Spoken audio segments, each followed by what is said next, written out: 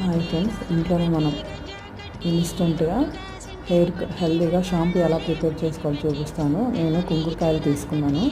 ఇలా కుంకుడుకాయలు తీసుకొని ఇలా దంచుకొని లోపల గింజలు తీసుకొని పక్కన పెట్టుకోవాలి. ఇలా వస్తుంది.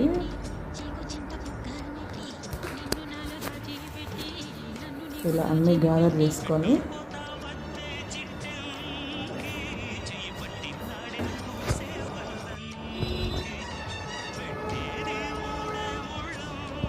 ఇవన్నీ తీసుకొని మనం ఒక బౌల్లో వేసుకోవాలి. ఇలా బౌల్లో వేసుకున్నాక బాయిల్ వాటర్ ఇలా వేసుకోవాలి. ఇలా హీట్ వాటర్ వేసుకోవడం వల్ల అవి తొందరగా నానతాయి అన్నమాట. ఇలా 1 అవర్ పాటు అలా ఉంచేసేసి ఇలా మ్యాష్ చేయడం వల్ల నురుగులాగా వస్తుంది. ఇది తల స్నానం చేస్తే ఈ షాంపూ లాగా చాలా బాగుంటుంది.